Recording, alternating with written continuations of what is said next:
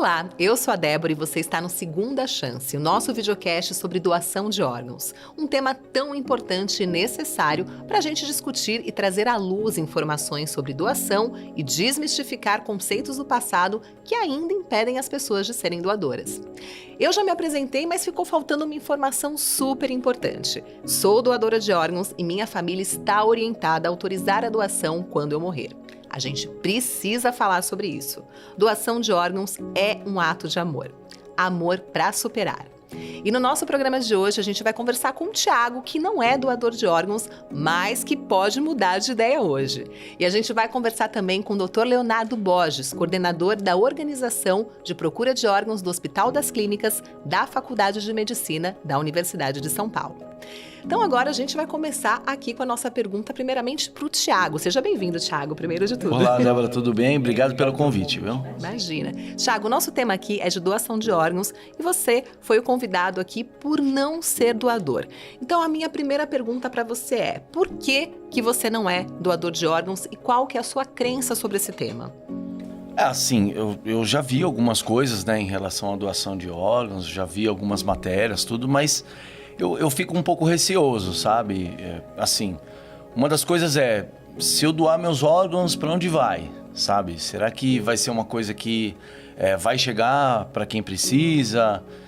Eu tenho algumas dúvidas, né, sobre as doações de órgãos.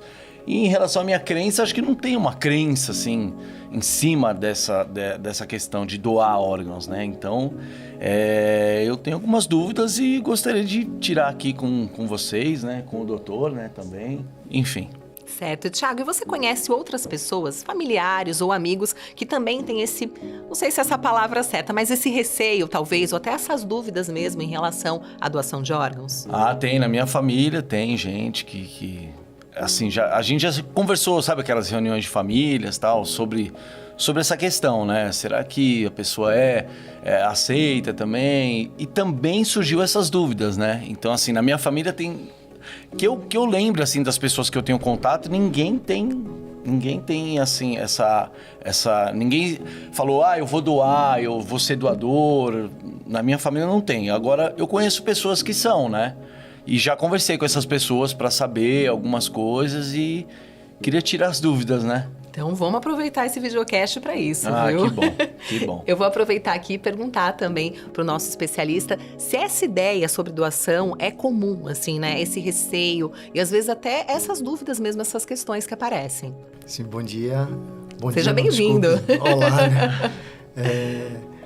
Eu acho que é extremamente comum. Prazer, Thiago. Prazer. Leonardo. Prazer. Vamos conversar. Eu acho que as dúvidas são bem-vindas.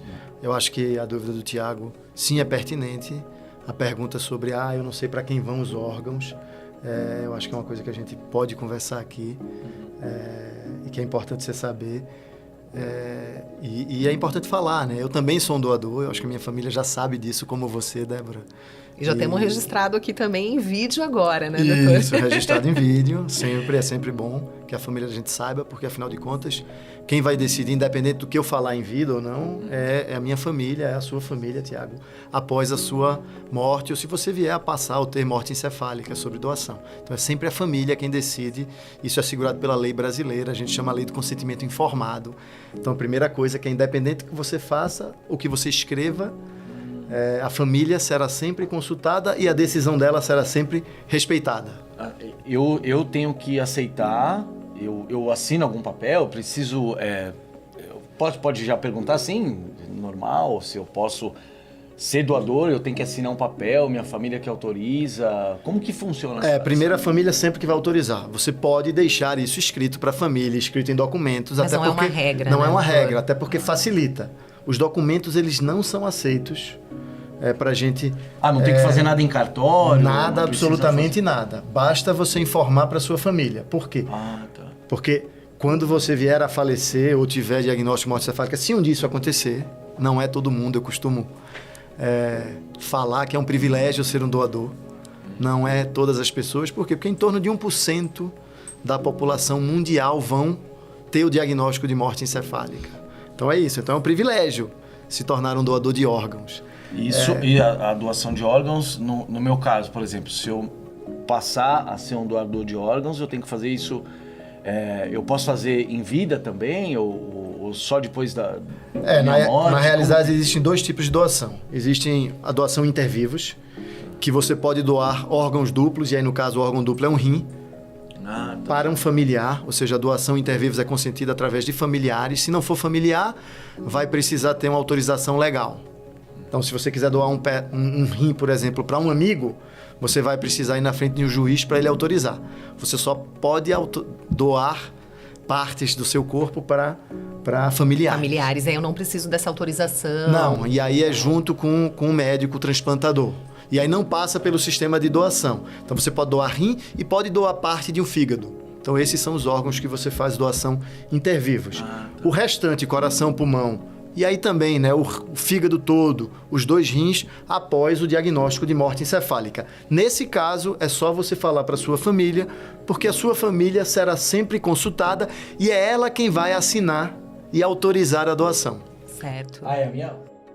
Mas a família, assim, tem que ser de primeiro grau, sempre amigos. E se a pessoa, sei lá, de repente não tem família, não tem ninguém? Tem que ser parente de primeiro e segundo grau, na linha reta ou colateral, ou cônjuge, né? A gente aceita hoje relação estável também. Cônjuge também pode. Marido, legal. mulher, ou seja, marido, esposa, e em relação estável também, a gente considera isso, mas com comprovação.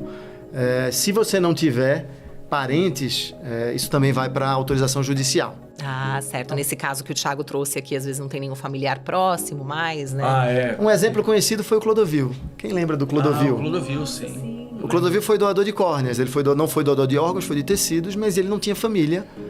Mas ele tinha o desejo e era sabido que ele queria ser doador de órgãos e tecidos. E a gente foi para... A organização de procura de órgãos que cuidou do caso dele foi para a justiça e o juiz autorizou o funcionário dele, que era aquele funcionário amigo de muito tempo, eu não lembro o nome Ficava dele. muito tempo ali com ele acompanhando. Ele que assinou a autorização de doação para o Clodovil. Eu tenho, assim, eu fico pensando, né?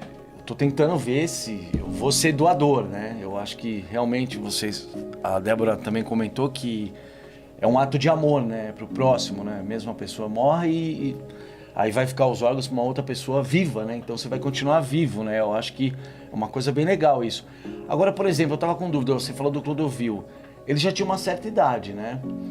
Os órgãos dele, ou alguma outra coisa, assim, não tava um pouco... Eu não sei dizer para vocês, sabe? Desculpa falar desse jeito, mas estava desgastado um pouco. Ou tava usado. Tem essa questão da idade, doutor? Existe. Por exemplo, eu sou mais novo, a minha córnea... Isso não justifica que eu possa ter uma córnea melhor que a dele. Lógico que não, também, né? A gente não sabe, mas é uma questão que eu tenho também, assim. Eu preciso estar saudável? Como que funciona isso? Isso assim, após a sua morte a gente vai avaliar isso, mas existem limites de idade, por exemplo, para doação de órgãos. Então, para rim não tem, para fígado não tem, mas para coração tem. Então, depende do tipo de órgão ali. Depende do tipo de órgãos. E aí, obviamente, que depende também de alterações. Então, por exemplo, se você tem um rim cheio de cisto, na hora que a gente faz a retirada do seu rim, não dá para ser utilizado para uma outra pessoa, porque é um rim que não tem uma qualidade suficiente para ser implantado num receptor. Então, isso é avaliado na hora. Ou seja, na hora que você diz sim à doação, existe um especialista que vai avaliar. Exatamente. Que é o seu caso, o senhor que avalia para ver, mas isso é depois que a pessoa morre? É logo depois? Aí tem um tempo para isso? Tem um tempo para isso. Para ser transplantado? Exatamente. Tem tempo. Eu acho que é o tempo de isquemia que se chama, inclusive. Exatamente. Para órgãos é um tempo, para tecido é outro. Lembra que a gente está falando tecido e órgãos. Tecido eu posso tirar após o coração parar. Eu não preciso do diagnóstico de morte encefálica. Órgãos, eu preciso tirar com o coração batendo. Eu preciso do diagnóstico de morte encefálica e morte cerebral. E aí a sua dúvida, que era para quem vão os órgãos, vai para quem precisa. Sempre existe uma fila, existe um cadastro técnico único que a gente chama, e que é justa, e que pode ser auditada, que está aberta no Sistema Nacional de Transplante e nas secretarias estaduais de transplantes, através da Central Estadual de Transplantes, e o órgão ele vai para aquele que precisar. E aí existem critérios que são aceitos internacionalmente para a gente alocar esse órgão, porque o órgão é um recurso, um bem escasso. Então a gente precisa ver para quem ele vai. Então ele vai sempre para o primeiro da fila, depende. Cada órgão tem especificações. Então, por exemplo, para rim, é fila de espera, é tempo, de inscrição na fila, compatibilidade ABO, ou seja, tipo sanguíneo, compatibilidade de peso e altura. Ah, tem todo um... E compatibilidade de HLA. É genética, basicamente. E se eu estiver longe, por exemplo, se eu tô fora do país, e eu morro lá nos Estados Unidos, eu moro aqui no Brasil, eu vou doar lá, eu tenho que doar aqui, isso tanto faz? Ou... Na realidade você vai doar lá. Eu acho que as regras são as regras americanas.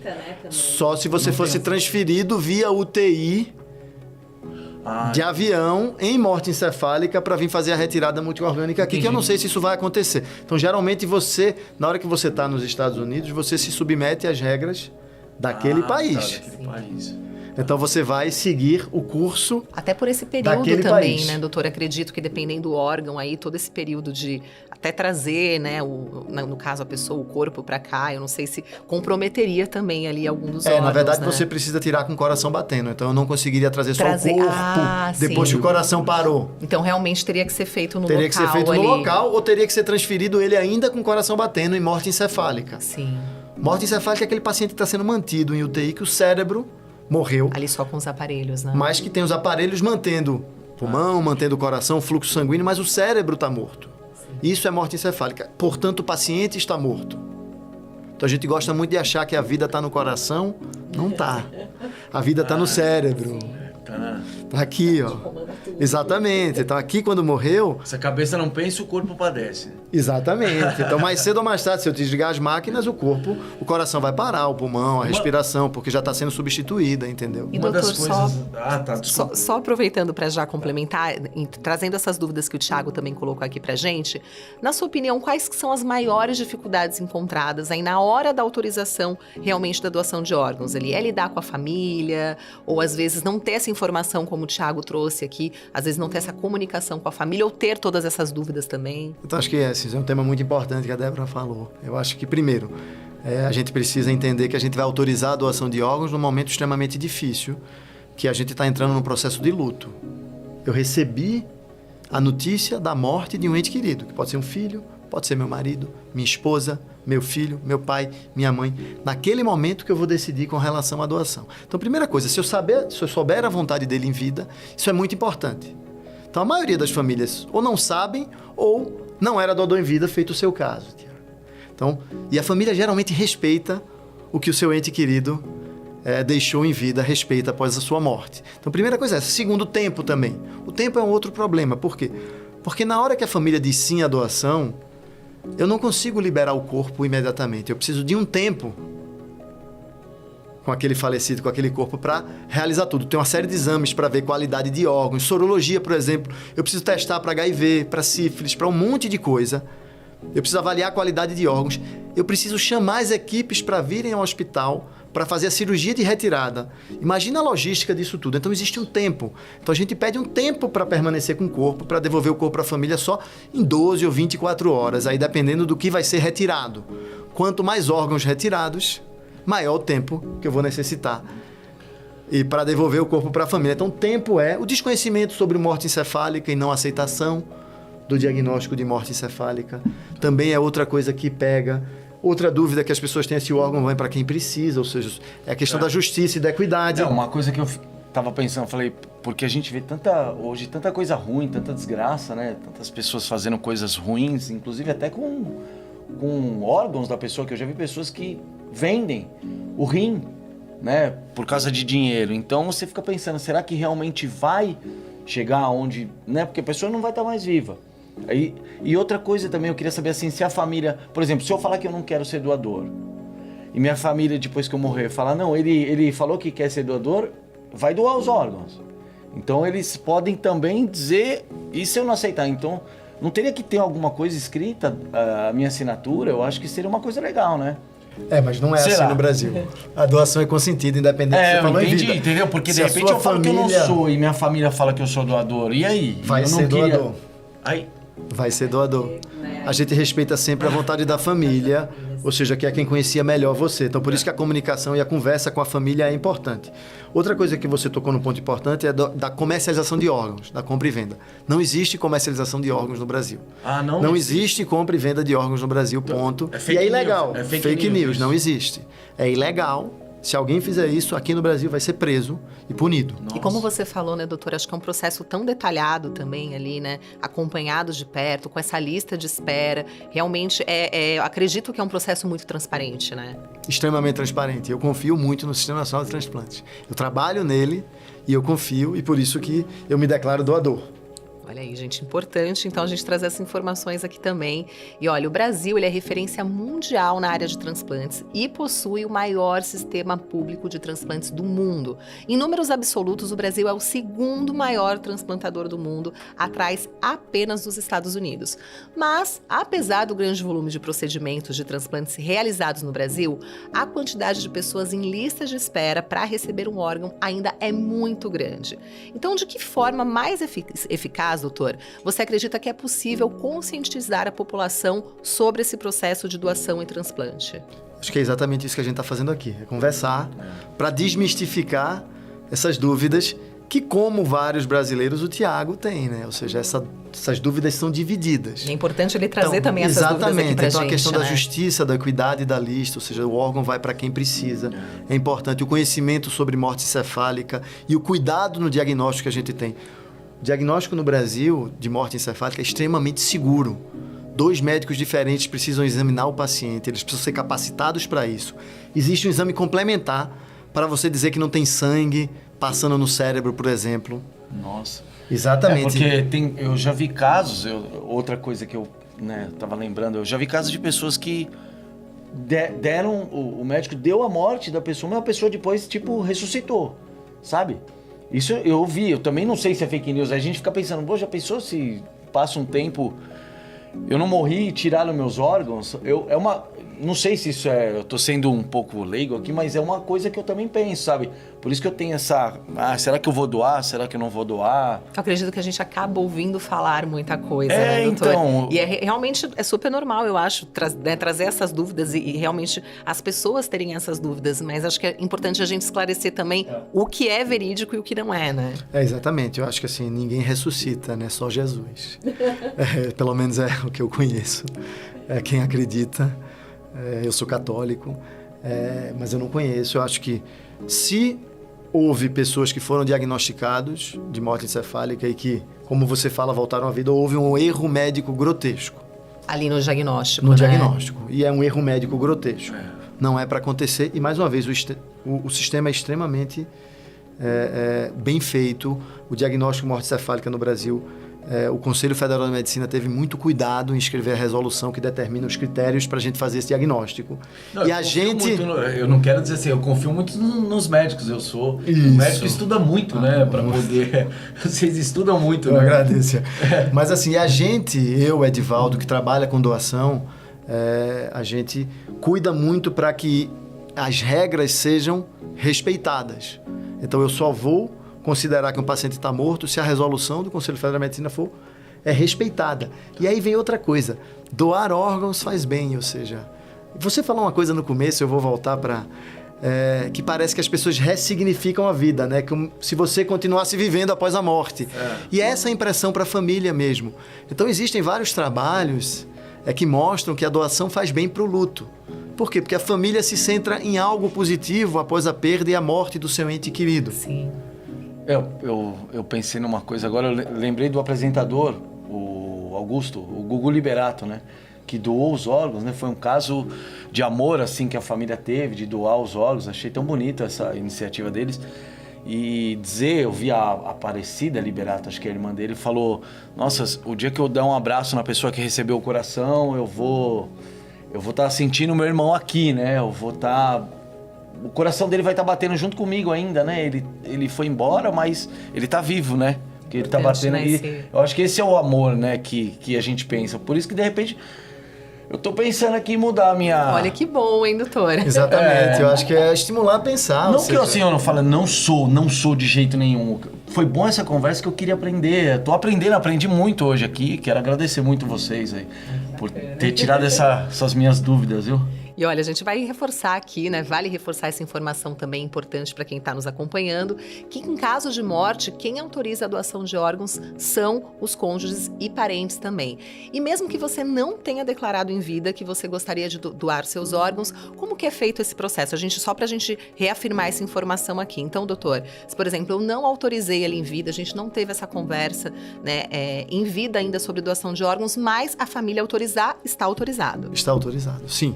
E a gente sempre explora o significado. Quando a gente vai conversar com as famílias e falar sobre doação, a gente costuma dizer, ou seja, é conversar sobre doação. A gente não vai convencer a família, a gente vai conversar. Então a gente primeiro explora o que aquele paciente, ou seja, o falecido, pensava em vida. Se a família não sabe, nunca houve essa conversa, o que eles pensam, para que eles possam tomar a decisão, e a melhor decisão para eles. Até porque é um direito dizer sim ou dizer não. E a gente respeita.